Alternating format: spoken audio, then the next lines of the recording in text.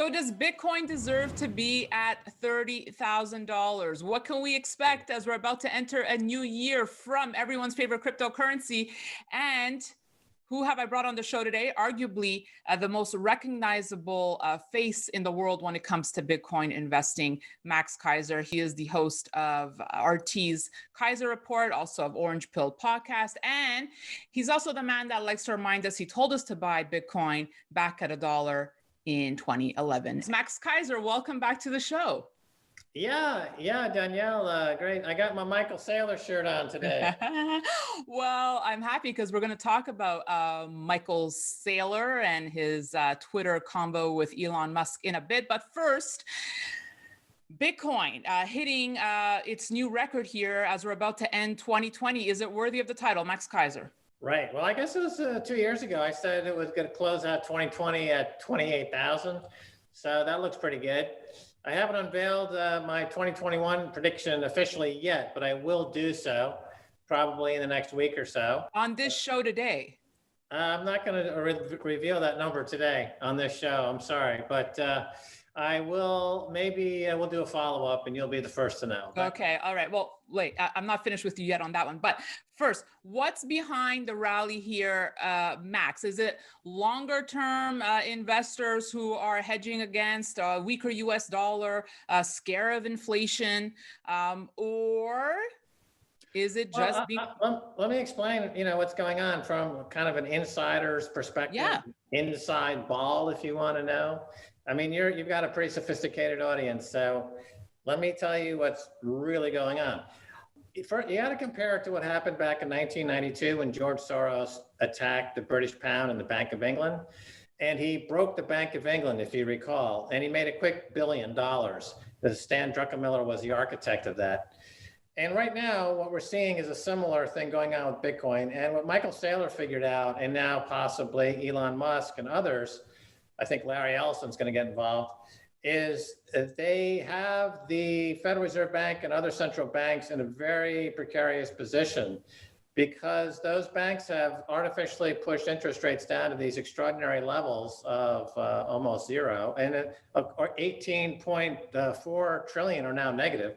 So, and if they can borrow, as Saylor did at 75 basis points just now for 650 million, and buy Bitcoin, they are in a position of a speculative attack on the Federal Reserve Bank. Make no mistake about this.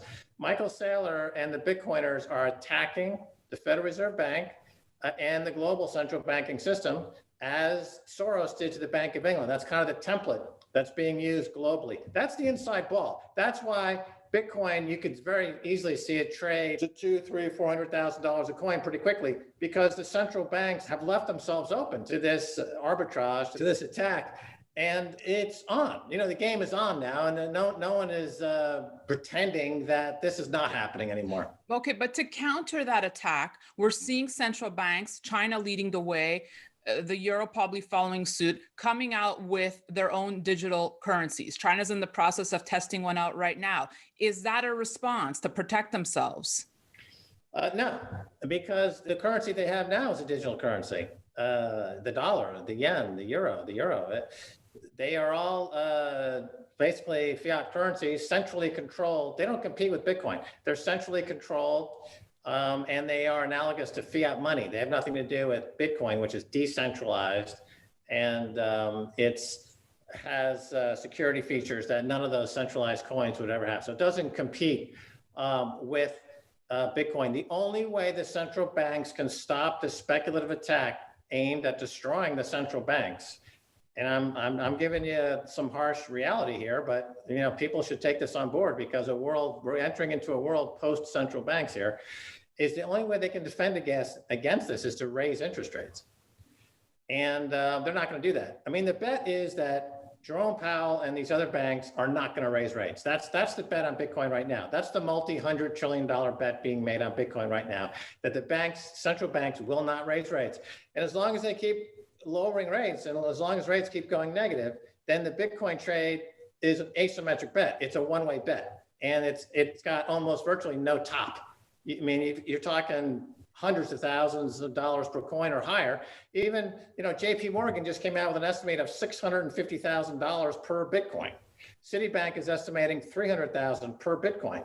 So I think they kind of see what's happening here. They want to get ahead of it. They want some exposure to it, but nothing's going to stop this now. The central banks, they thought they had the game completely rigged with their collusion, the global banks all working together to keep and not only to keep fiat money viable beyond its term, but to attack gold, as we know. JP Morgan, how many fines have they paid for gold manipulation? Innumerable fines. And we see that in all the big banks, the bullion banks. And they thought they had it made. They thought that they would escape. But Michael Saylor and others figured out that they've got this vulnerability. And the game is on. I got into Bitcoin as part of my efforts, with Stacy going back many years now. The global insurrection against banker occupation is what we called it. We've talked about the dangers of fiat money and central banking for a number of years, and Bitcoin was obvious to me back in 2011 that this could be an escape route. And now we've got the likes of Michael Saylor, possibly Elon Musk, Paul Tudor Jones over there in his hedge fund. He's now piling on. Stan Druckenmiller, the architect of the Bank of England raid, has made positive comments on Bitcoin. Ray Dalio was a skeptic. Now he's kind of neutral. I think Ray Dalio will put 10-20% of his portfolio into Bitcoin in the next few months, particularly since his performance has been pretty bad for 2020. He needs to get back in the race here. He needs some alpha. Ray needs alpha.